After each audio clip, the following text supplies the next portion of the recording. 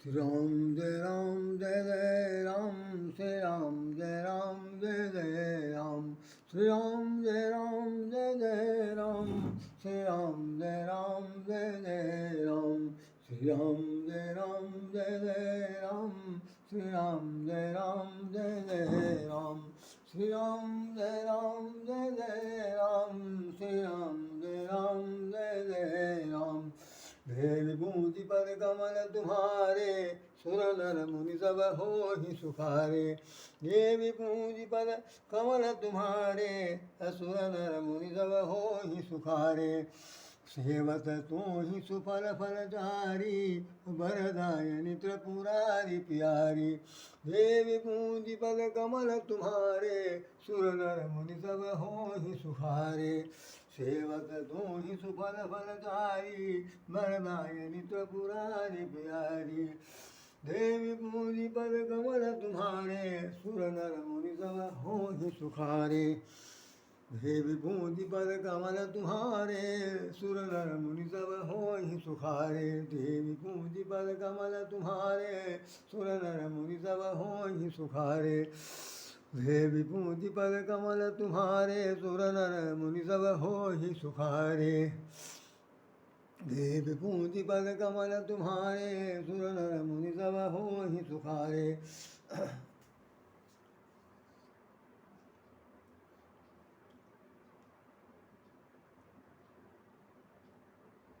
ये दो आर्टिकल हमारे छपे हुए हैं, जैसा कि मैं कल आपको बता रहा था।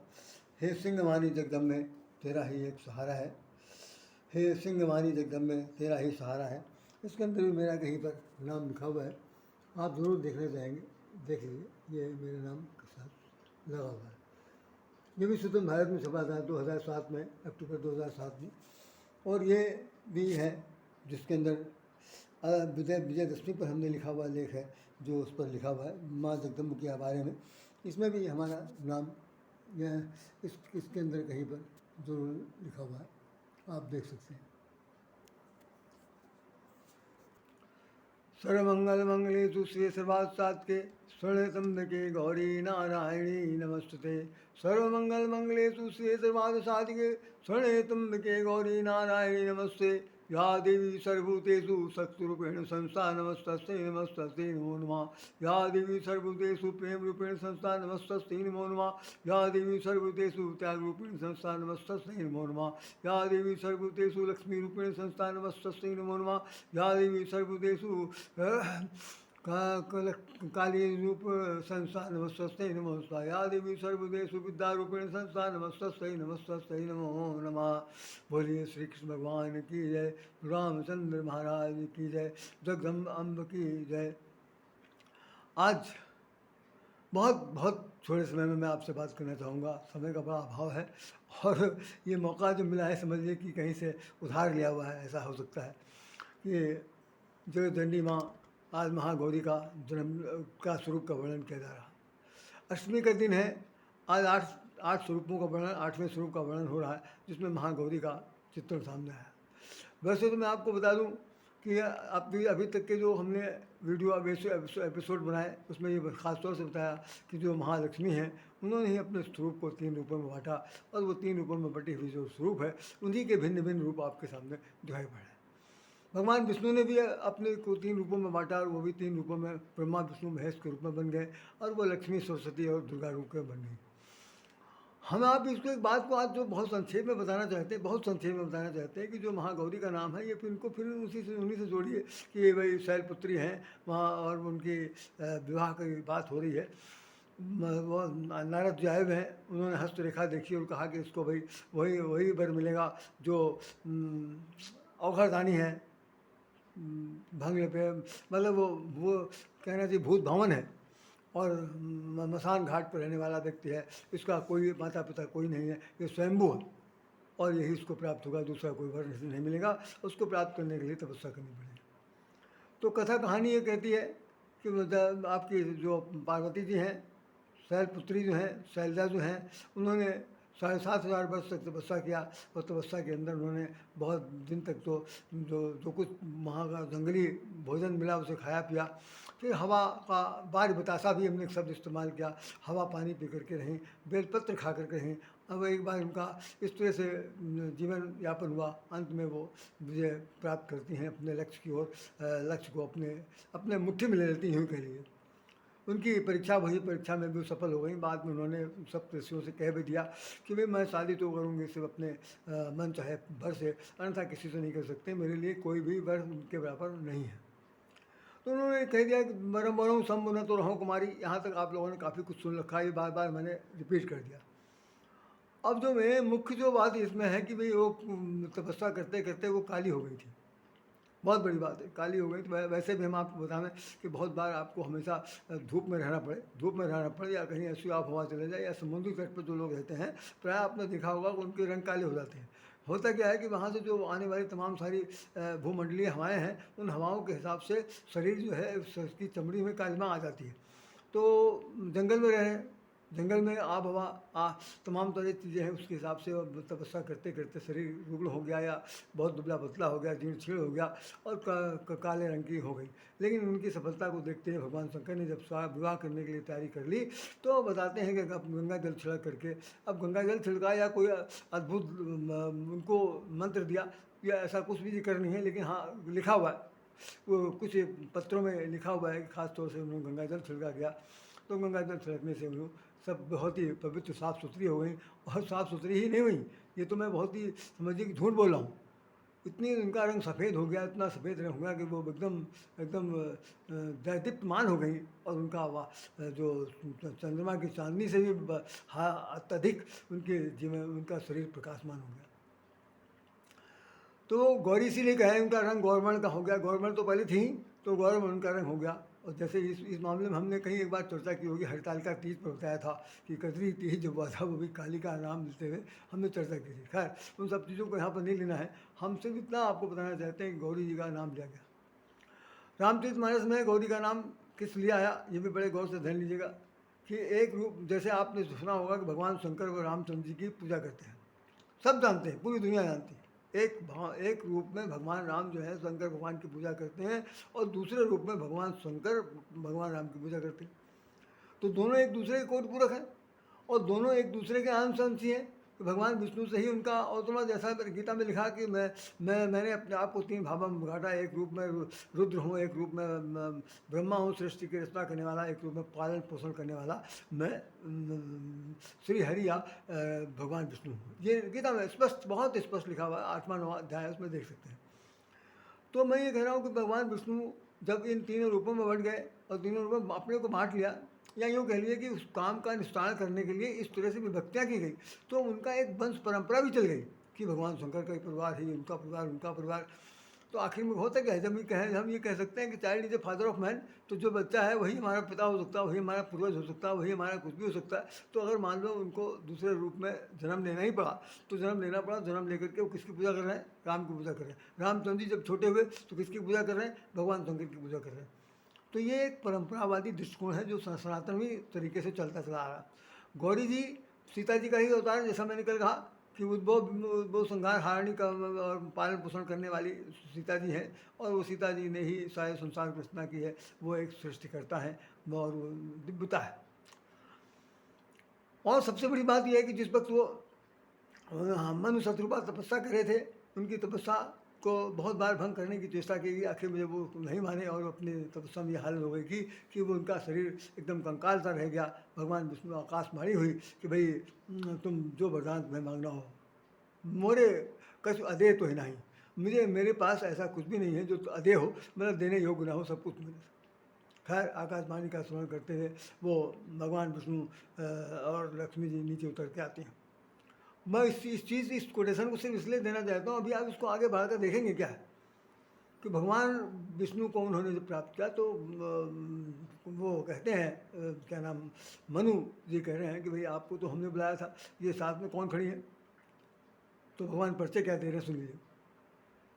आदि शक्ति जही जगह उपजाया, आदि शक्ति जही जग उपजाया, सो अवतरऊ मोर यह माया। जो आदि शक्ति है, जिसने संसार को उत्पन्न किया है, जिसने संसार की सृष्टि की है, जिसने संसार का सृजन किया है, वो मेरी माया आपके सामने उपस्थित है, दिखाई पड़ रही। तो भगवान भगवान विष्णु के साथ महामाया के रूप में वो कौन आती हैं? जानकी जी आती हैं। और वही आगे चल करके लिख दिया गया कि हुई हो अवध वाद तब मैं होप तुम्हारे सुत। जिस वक्त तुम राजा बनोगे, राजा दशरथ बनोगे, उस वक्त तुम्हारे घर में हम चारों पुत्र अंजन सहित मनुष्य अवतार बन के आऊँगा। और ये देवी जी जो हैं वो वहाँ जनकपुर में अवतरण करेंगी। तो मतलब ये दोनों लोग आएंगे, तो हैं तो ब्रह्म और साथ साथ महामाया। तो आदि शक्ति जहीं जग उपजाया, सो अवतरो हमारे मोर यह माया, मेरी माया है जो अवतरित होकर आई है। अब जरा देखिए, अब हम इसको आगे बढ़ा रहे हैं, कैसे कर रहे हैं कि गौरी जी का क्या होता। जानकी जी की विवाह होने जा रहा है और शाम को धनुष टूटेगा। जानकी जी की माता जी ने कहा कि भाई आप सब लोग जाओ सखियों के सहित जा करके माता गौरी की पूजा करो। चौपाई लिखी हुई, आज महागौरी की वर्णन हो रहा है, इसलिए हम रामचरित मानस से कोट कर रहे हैं। उसमें लिखा हुआ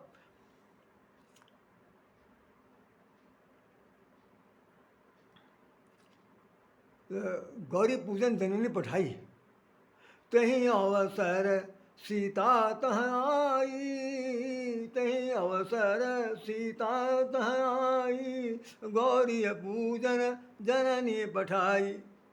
जानकी जी को गौरी पूजन करने के लिए भेजा गया। अब आप एक रूप में देखिए, गौरी जी जो बनी हुई है, ये कौन है? पूर्व जन्म में जितने भी उनके अवतार हुए, जितने स्वरूप बने, उसमें वो महालक्ष्मी है। महालक्ष्मी के रूप में इनका जो स्वरूप बदलते चले गए, उसमें आज ये गौरी बनी बैठी है। तो एक रूप में जानकी जी जो है वो उनसे वरदान मांग रही है, और दूसरे रूप में गौरी जी जो है वो उनको आशीर्वाद दे रही है। और यही तो पढ़ा गया। तो माँ जनकारी, माँ जनकी ने अधिक अनुरागा, अब निज अनुरूप सुभग भगमा, निज अनुरूप सुभग बरमागा। जानकी जी ने अपना जो मन भावन वर था वो उनसे मांगा। तो गौरी जी ने कहा कि सुन सिय सत्य असीस हमारी, हुई है मन कामना तुम्हारी। सुन सिय सत्य असीस तो हम हमारी, पूजही मनोकामना तुम्हारी। नारद बचन सदा सुचि साचा, सो बर मिलहि जाहि मनुराचा। आज वो गौरी भी कह रही हैं कि तुम्हारे मन का जो प्रीतम है उतने प्राप्त होगा। आज वही जानकी जी गौरी का जो स्वरूप है, वहाँ से क्या हुआ? खसी माल मूरत मुस्कानी। गौरी जो है उनके यही जो आपके ठीक पीछे दिखाई पड़ रही हैं, ये गौरी जी के जो गले में माला पड़ी थी, वो माला खिसक करके जानकी जी के गले में पड़ गई। अब बता सकते हैं कि दोनों देवियाँ कैसी हैं? दोनों देवियाँ एक दूसरे से इस तरह तालमेल बैठा रही हैं, मिल रही हैं कि न इसमें कोई गौरी है, न इसमें कोई सीता है। मतलब सीता भी हैं, गौरी भी हैं, दोनों भी हैं, लेकिन रूप दोनों के बदले हुए हैं और अपनी अपनी भूमिका अदा कर रही हैं। अब गौरी जी जो है भगवान शंकर के साथ जुड़ी हैं और जानकी जी भगवान राम के साथ मिल जा रही हैं। भगवान राम के लिए भी क्या लिखा हुआ आप देखिए। रामायण का ही सब दृष्टांत दे रहा हूँ सब, क्योंकि उससे ज़्यादा पूर्ण पुस्तक कोई दूसरी संसार में हमारे समाज में तो नहीं आता, चाहे जिसके समझ जो कोई आता। रामचंद्र जी के लिए लिखा हुआ है कि भृगुटी विलास सृष्टि लय होई। जो भगवान विष्णु के केवल भृगुटी के टेढ़ी और मुस्कान भरी दृष्टि से सृष्टि का लय हो, सृष्टि हो जाती है और लय मन में विलीन हो जाती है। ये भृगुटी के हिसाब से हो रहा। और जानकी जी के साथ क्या है? चौपाई लिखी हुई, जासु विलोकत लोकप जासु, जासु विलोकत लोकप जासु। आप देखिए कि गौरी पूजन की जो प्राथमिकता है, उसको इस रामचरित मानस के माध्यम से बताया गया कि जानकी जी ने कितना ज़्यादा अपना जो संकल्प है वो कैसे प्रस्तुत करती हैं, उसका कैसे निर्धारण होता है। तो इसमें लिखा हुआ है, आज गौरी जी का जो बारे में पत्र में पढ़ा है, उसको मैंने पढ़कर मैं आपको 2 लाइन सुना देता हूँ। तो अमोघ फल देने वाली हैं। इनकी अमोघ फल देने का तात्पर्य है कि भाई अमोघ फल लेकर के हम लोग क्या करेंगे? हमें तो माता जी का आशीर्वाद चाहिए, माता जी की ममता चाहिए, माता जी का ममत्व भरा आंचल चाहिए, जिसके आधार पर हमारा जीवन जिए। और अमोघ अगर लेंगे, मान लो ऊपर हम गए फिर वापस नहीं आए, ऐसा तो है नहीं सकता। क्यों, आप हनुमान जी के बारे में सुना होगा कि जी मैं अमोघ रघुपति कर बाना ते ही बात चला हनुमाना। हनुमान जी अमोघ बाढ़ के रूप में गए थे और फिर वापस लौट के आए। तो हम लोग भी अगर अमोघ फल पा करके ऊपर जाएँ, उसके बाद लौट के आ जाएँ, तो ऐसा अमोघ लेके क्या करेंगे? हमें तो सिर्फ ये चाहिए कि माता जी हमें भूले न पावें। हम माता जी के लिए सदा इस तरह से रहें कि भाई मेरा ये पूत है, चाहे सपूत है, चाहे जैसा भी है वो मेरा अपना है। ये भावना माँ की तरफ से होनी चाहिए। और यही मैं समझता हूँ कि जो शक्ति स्वरूपा गौरी देवी हैं, उनकी तरफ से यही है कि जो लोग उनकी पूजा उपासना करेंगे उनके जीवन में शांति आएगी, उनके जीवन में सब कुछ होगा। और जो ये बैल है, बैल का नाम सुन लीजिए, खासतौर से बैल उसे कहते हैं धर्म, धर्म के प्रतीक है। जो गौरी देवी जी बैठी हुई हैं वो धर्म के ऊपर बैठी हुई हैं। हम लोगों को भी धर्म पर नहीं बैठना है, बल्कि धर्म के बैठने का तात्पर्य है धर्म के आचरण के लिए जैसे जैसे बैल चलेगा वैसे वैसे हमारा जीवन भी बैल की तरह चलना चाहिए। धर्माचरण करना, ये बैल का के ऊपर सवार होने की बात है। त्रिशूल हाथ में लिए हैं, वो क्या चीज़ है? 3 प्रकार के शूलों को भी दे सकते हैं। मौका पड़ने पर अगर कहीं दुष्ट दुर्जन मिल गए तो उसको त्रिशूल भोंक करके उसका भी अंत कर सकती हैं। ये माता जी का। तो और हाँ, वरद हस्त है, वरद हस्त से सबको आशीर्वाद भी दे रही हैं। कमल का फूल भी उनके हाथ में है। सभी को मतलब ये सब जितनी भी देवियाँ हैं, देवी देवी हैं, सबको सबका काम अपना ही है कि हमारे शरण में जो कोई आएगा हम उसे सब कुछ वरदान के रूप में देंगे, उनको सब कुछ हर तरह से उनका दुख निवारण करेंगे। तो ये 9 दिन तक जो कार्यक्रम अपना आप 8 दिन तक जो कार्यक्रम हुआ, कल तो अंतिम विदाई है, कल के बारे में हम बता देंगे। दुर्गा जी के बारे में हम कल सप्तपति को ही लेकर के बोलेंगे। तो खास तौर से मैं आपको बता दूँ सप्तशती के बारे में लेकर बोलूँगा। मेरा सिर्फ उद्देश्य सिर्फ कहने का यही है कि इन 8 दिवसीय जो कार्यक्रम हुआ है, इन 8 दिवसीय कार्यक्रमों में रूप चाहे कोई रहा हो, खूब गौर से सुन लीजिएगा, रूप कोई रहा हो, सिर्फ इसके अंदर खास बात बताई जा रही है कि हमारे जीवन में अगर कोई शख्स विकार आ गया है, दुर्बुद्धि से भरा हुआ विकार आ गया है और वो किसी तरह से नहीं निकल रहा। व्यवहारिक जीवन का सच ये है कि जितनी भी दुर्बुद्धियाँ होती हैं सबसे पहले आती हैं और निकलती नहीं। आदमी आधा सनकी हो जाता है, आधा पागल सा घूमता है। लोग बाग उसकी बड़ी उपेक्षा करते हैं। कुछ लोगों के सामने तो अपनी अपनी अपनी असलियत प्रकट कर देता, कहीं कहीं पर लोग हंसी उड़ा करके कर देते। तो निश्चित रूप से ये जो कमियाँ हैं, इन कमियों का दाता कौन है? वही अच्छाई भी देते हैं, वही बुराई भी देते हैं। तो जब रामायण का ये प्रमाणिकता है कि कुमत सुमत सबके वो रहें, तो भाई ऐसी स्थिति में कुमत रहे भी तो ठीक है, सुमत रहे तो ठीक है, लेकिन उसका जो उद्भव हो तो सुमति का उद्भव हो और कुमत का सर्वनाश हो। कुमत के रूप में जितनी भी राक्षसी आसुरी प्रवृत्तियां हैं, उन सब का सर्वनाश करने के लिए इन्हीं देवी देवताओं ने संसार में अवतार लिया है और उनका हमें नमन करना चाहिए, उनके चरणों में सिर झुकाना चाहिए। तभी हम लोग सचमुच अपने लक्ष्य पर पूरे जा सकते हैं। अन्यथा तो भैया ये हर साल आएगा, हर साल आएगा। बस हमने बता दिया, वर्ष में 2 बार आएगा, एक बार बसंती आएगा, एक बार शारदीय त्यौहार आएगा। कभी कोने वाला बर मांगेंगे, कभी कोई मांगेगा, कोई कुछ कहेगा। मतलब ऐसे करते करते कुछ लोग अपने अपने हंसी, अपने मनोरंजन के लिए, आत्मरंजन के लिए तो नहीं, मनोरंजन के लिए सब कुछ गाने बजाए जाएंगे, सब कुछ जाएगा जाए। आज एक सज्जन एक महिला गा रही थी कि हम तो वही लंगोटिया लेबे जो वैष्णो देवी के मंदिर में लंगोटिया है। मैं सुन करके बहुत हंस पड़ा। हमने कहा कि अगर लंगोटिया कहीं आएगा, भाई दिखे आ गया, तो आप यकीन मानिए कि आधे ज़्यादा तो लोग उसके भागेंगे कि उसकी उचक फान को देख करके अरे लंगोटिया, और गाना गा रहे हो, ढोलक बजा रहे हो, मदिरा बजा रहे हो, इतने मस्त हो रहे हो। आपको मालूम है ऐसे ऐसे गाने गाए जाते हैं जिनको सुन करने के बाद ये हो सकता है कि उसकी वास्तविकता अगर आपको झेलना पड़ जाए तो समझिए बहुत बहुत कठिन से कठिन स्थिति हो सकती है। तो गाने भी वही गाए जाने दिए जिसके अंदर कम से कम तरलता भी हो, सरलता भी हो, सहजता भी हो, अपनत्व की भावना भी हो और समर्पण की चाहत भी हो, तब तो गाना गाना है। नहीं तो फिर तो मनोरंजन है ही है भाई। 9 दिन बैठ करके गाना गा लिया, बतासे खा लिए, फल फूल ले लिए, चल दिए। तो ये सबकी ज़रूरत नहीं। हमारी ये शिक्षा बताती है, हमारा ये पूजा पाठ, पूजा अर्चना, जब तब ज्ञान ध्यान सब बताता है कि हमें बहुत सावधान होकर अपने जीवन में दर्शन करना चाहिए और माँ के चरणों में उनसे भीख मांगनी चाहिए कि मुझे ज्ञान दीजिए, भक्ति दीजिए, विवेक दीजिए, विद्या दीजिए। हम आदर्श पर तीनों पर चल सकें और आपके जैसा स्वरूप जैसा है तो कम से कम हमारा भी जीवन चरित्र धवल धाम जैसा हो जाए, स्वच्छ निर्मल हो जाए। यही मेरी आपसे प्रार्थना है। इन्हीं शब्दों के साथ राधे श्याम राधे आपको हृदय से नमन करता है और प्रार्थना करता है कि भाई आप लोग भी भगवान से प्रार्थना कीजिए, माता जी से प्राप्त करना कीजिए। और वही दुर्गा हैं, वही देवी हैं, वही सती हैं, वही सावित्री हैं और वही लक्ष्मी हैं, वही सब लोग हैं। उन सब लोगों को भी बोलिए जय श्री कृष्ण भगवान